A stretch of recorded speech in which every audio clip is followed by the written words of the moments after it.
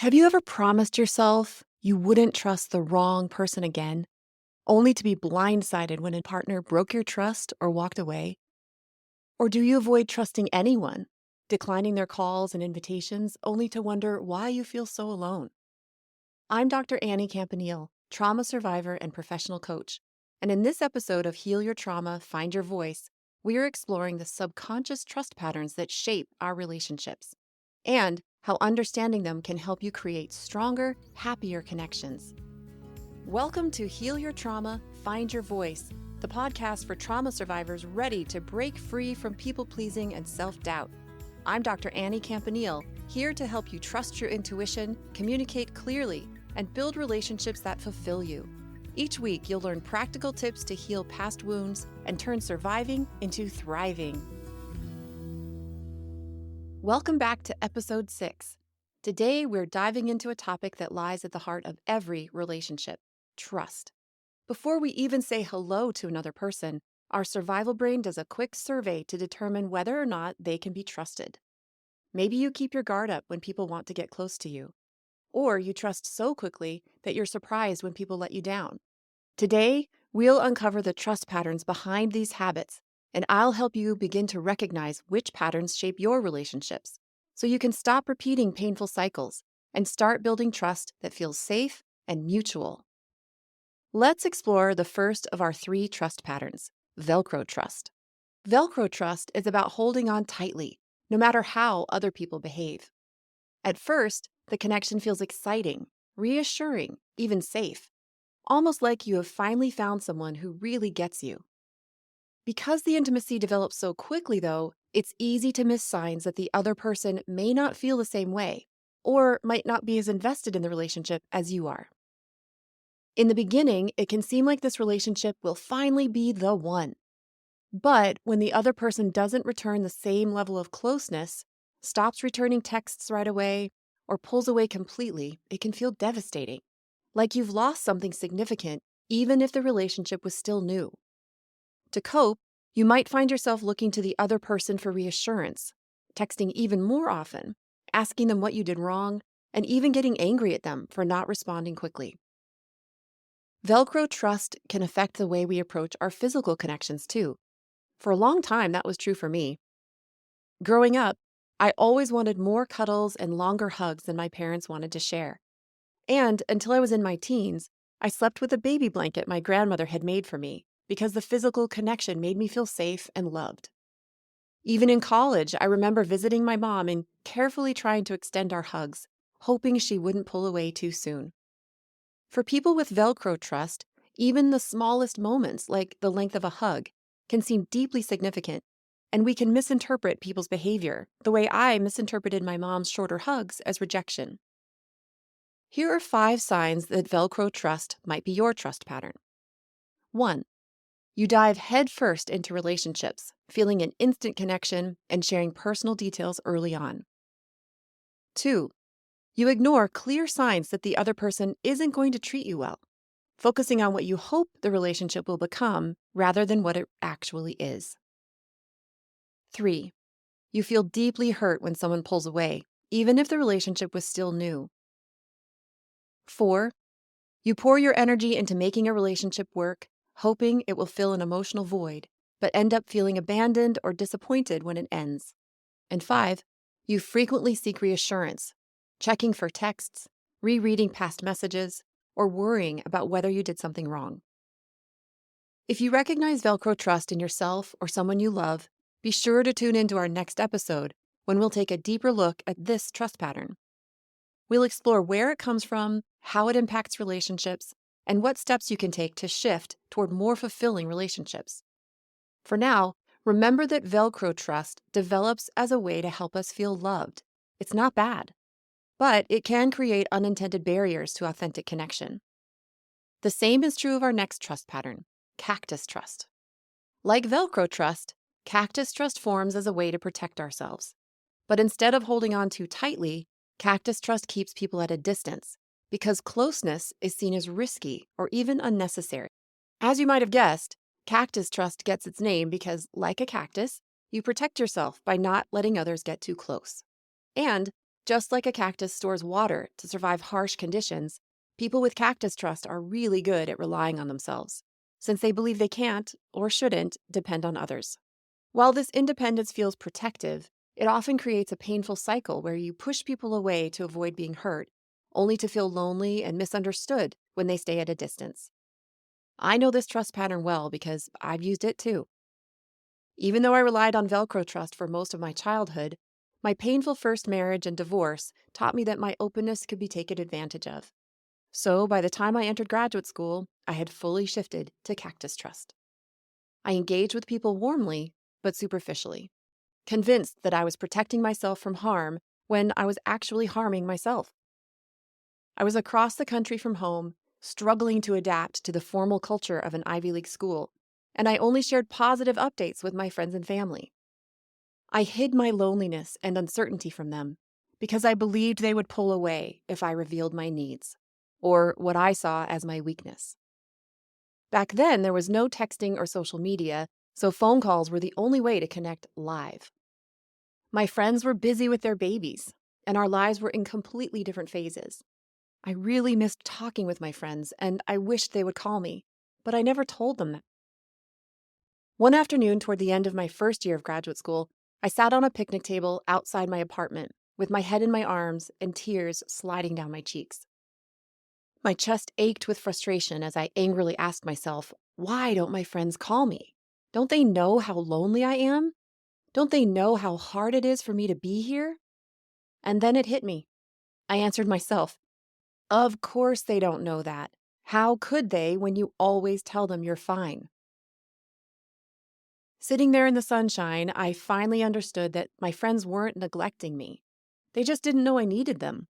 And how could they when I never let them see the vulnerable side of me? That was the moment I realized that if I wanted real connection, I had to start being honest about how I really felt, even if that meant risking the possibility that my friends might not respond the way I wanted them to. Maybe you faced a similar situation. If you're wondering whether cactus trust is your trust pattern, here are 2 signs to look for. 1. Instead of asking for help, you tell yourself, I need to figure this out on my own, and I'd rather do it myself than risk being let down. 2. When conversations become too intimate, you change the subject or make a joke to avoid feeling vulnerable or exposed. Cactus trust doesn't always show up in obvious ways, though. Sometimes it's as simple as avoiding a text. See if this sounds familiar. You get a text from a close friend inviting you out, but after a long day, all you want to do is curl up with your dog on the couch and binge your favorite show. You hesitate to say no to your friend because you don't want to deal with the guilt or the possibility of your friend trying to change your mind. Instead, you leave the text unanswered, telling yourself you'll respond later. Days pass, and you keep meaning to text your friend, but the longer you wait, the more awkward it feels. You start worrying that your friend might be annoyed or hurt, so instead of reaching out, you avoid them altogether. Eventually, the invitations stop coming, and you find yourself alone, wondering why no one reaches out anymore. If this sounds like you, don't worry, you're not alone. In episode 8, we'll take a deeper look at cactus trust, where it comes from and how it shapes our relationships. And most importantly, I'll guide you through the first steps of shifting toward a trust pattern that feels safer and more fulfilling, something I call kindred trust. I love this trust pattern because it just feels so good. We could have called this one authentic trust or empowered trust, but we chose kindred trust because that name is extra special, like a kindred spirit.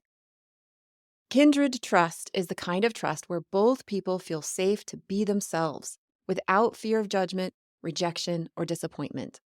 There's no need for constant proof or protection because the relationship is built on genuine understanding, mutual care, and emotional safety. Imagine walking into a room and feeling completely at home. You don't have to second guess your words, prove your worth, or wonder where you stand. Kind of like when you're hanging out with your pet. That's what kindred trust feels like. With kindred trust, you don't have to hold on too tightly and manage the other person's emotions like you do with Velcro trust, or constantly protect yourself from getting too close like we do with cactus trust. You simply know that you are valued and respected. through the other person's actions, their words, and their body language. And just as importantly, they know the same is true of them. Here's what Kindred trust looks like in action. You don't panic if a friend takes a while to text you back. You trust that your friend cares about you and they'll get back to you when they can. You're able to say, "That hurt my feelings," without worrying that the other person will shut down or get angry. You trust that they'll listen to you and care. And if someone you care about is upset, you don't automatically blame yourself or take responsibility for fixing it. You offer support, but you don't make their happiness your job. When you have kindred trust, you feel secure in relationships, not because people never disappoint you, but because you trust yourself to navigate challenges as they come. And you trust the other person to stay engaged during difficult times, rather than walking away or placing unreasonable demands on you. But kindred trust isn't just about feeling secure. It's about creating relationships where both people can be themselves fully. No one has to hide their true feelings, ideas, or opinions, and they don't have to pretend or change in order to make the other person feel comfortable. It's the foundation of deeply fulfilling relationships, the kind that many trauma survivors, including myself, never thought were possible.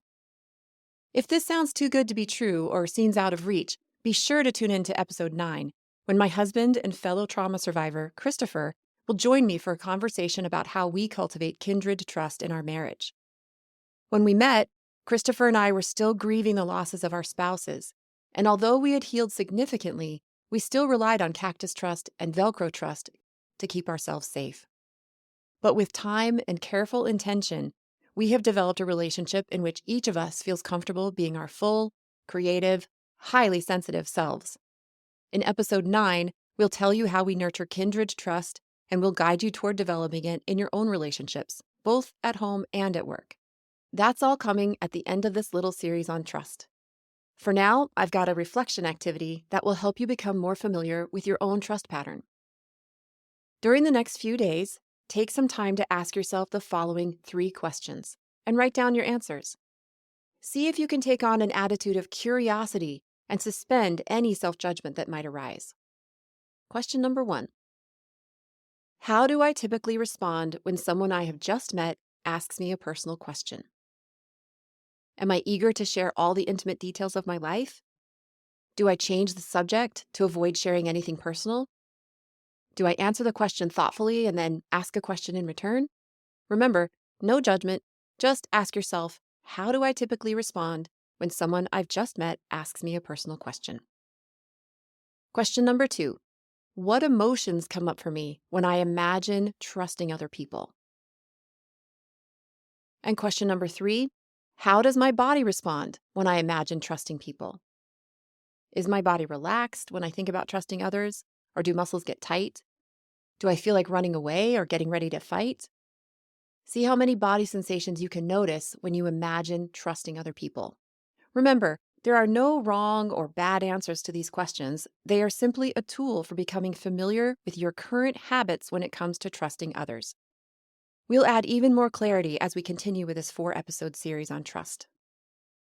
Be sure to subscribe and follow the show because in the next 3 episodes, I'll help you get really clear about your trust pattern and learn how to cultivate kindred trust so you can build relationships that help you live life with more freedom and happiness. Thanks for spending this time with me today. If this episode intrigued you, please share it with a friend who would enjoy it. And if you're loving the podcast, take a moment to leave a review. It helps more people find the show, and it really makes my day.